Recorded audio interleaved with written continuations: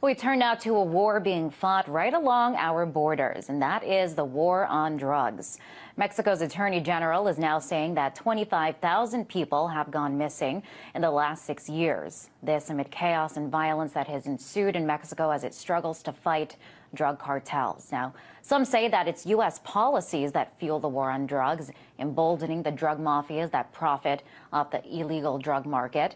But beyond policies, Mexico's cartels are armed with massive arsenals. Take a look at some of the tools of their trade. As you can see, they have plenty of AK-47 rifles, machine guns, and shotguns, just to name a few.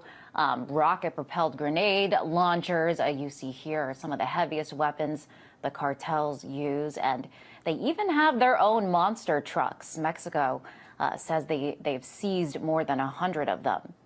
So where do the cartels get their weapons? Some are from Central America, but most of them come from the United States. In fact, the Bureau of Alcohol, Tobacco and Firearms found that 68,000 of 99,000 guns found in Mexico actually originated in the U.S. Well, for more on where and how drug gangs are arming themselves, I'm joined now by Matthew Feeney, Associate Editor for Reason.com. Welcome, Matthew. Thanks for having me. So first want to ask you, want to talk about these guns and where they are coming from. Some figures out there, 70% of the guns that are seized in Mexico, they were sent to a U.S. gun tracing program from the U.S. The gun tracing program from the U.S. Shows that 70% are from here in the U.S. Could you elaborate a bit more on how these cartels are getting armed? So, as you mentioned, a lot of them are coming from Central America, smuggled that way through the south, but a significant amount are coming from our own side of the border. And while a lot of this is illegal smuggling, we shouldn't forget that actually through operations like Fast and Furious, that a lot of these guns were deliberately channeled to cartels, and the ATF has, as years have shown, screwed this up a little bit. A lot of these guns have appeared in murders. The point of it was to track weapons to high players in the cartels, but it obviously hasn't been successful. You just mentioned Fast and Furious, and right now there's a big debate here. It's been a long-running debate over gun control, especially after certain tragedies. Could this be an example of how lax gun laws lead to the cartels being able to easily obtain them in the U.S.? Well, I think if we wanted to actually discuss cartels and the weapons that they're using, I don't think it's good to focus on American gun policy. These people are going to get guns whatever the gun laws are in the United States, right? So I think it's not really worth us discussing how we might be able to change our own laws in regards to guns. What we should be thinking of is how we can change our policies towards drugs. And that's what the Mexicans and American governments really, really have to be focusing on. Well, one way or another, these drug gangs are finding it relatively easy to get a hold of guns here in the U.S. As we saw, that's where they're getting most of their guns. And you had mentioned policies. I mean, what can the U.S. do, or can the U.S. do anything to prevent these weapons from getting in the hands of cartels?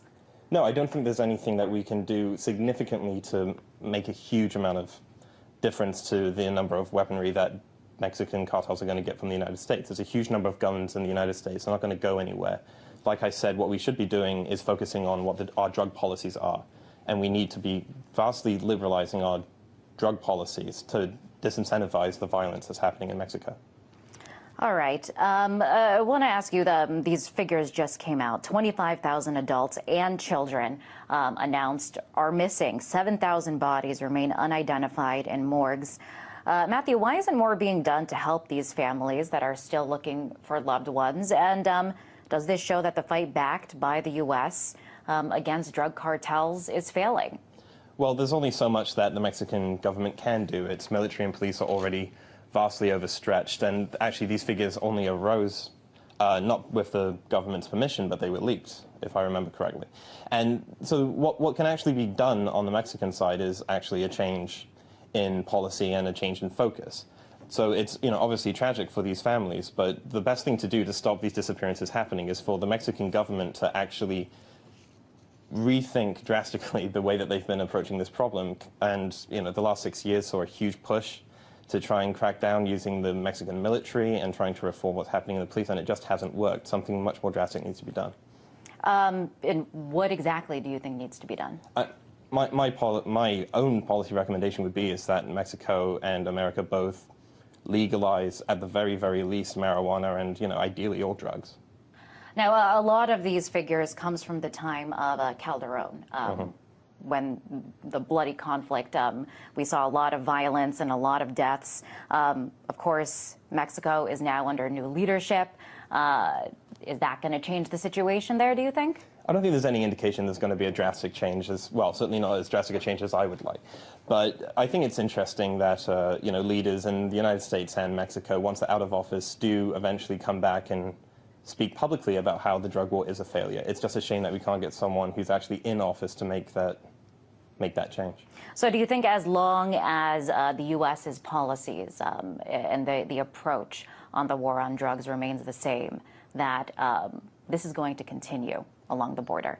Yes, as long as drugs are illegal in the United States, people are going to have to find ways to smuggle them in. There's no reason to think that drug consumption is going to decrease in the United States at all. So what we should be doing is trying to minimize the amount of violence, and that's not by trying to spend a huge amount of resources in stemming the weapons that are here anyway and going to get to the cartels anyway, but just by, using smart, good policies that will actually address the economics of the situation. Right. It sounds like you're hinting towards legalization. It looks like the U.S. is a long way off from doing that. It's still against the law, against federal law. So does that even seem realistic? So, no, we are a very long way away from what a libertarian drug policy would be. But there are, reassuring signs. Public opinion seems to be very on the side of legalization of marijuana, at least, and, recent initiatives in Colorado and Washington have passed. So I think, we're a long way off, but we are going in the right direction. What remains to be seen is how aggressive the federal government is going to be in cracking down on these state initiatives.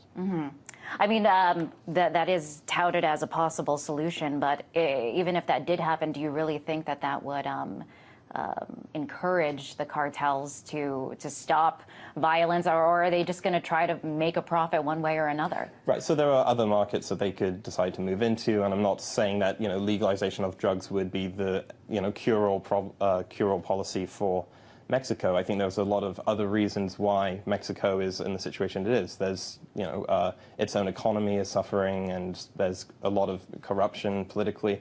So I don't think legalization of drugs would be, the silver bullet that cures all these problems, but I think it would be a really important first step. All right. Or maybe the first step is trying to make sure that they don't get armed with all these dangerous weapons. Matthew, appreciate you for weighing in. That was Matthew Feeney. He's associate editor for Reason.com.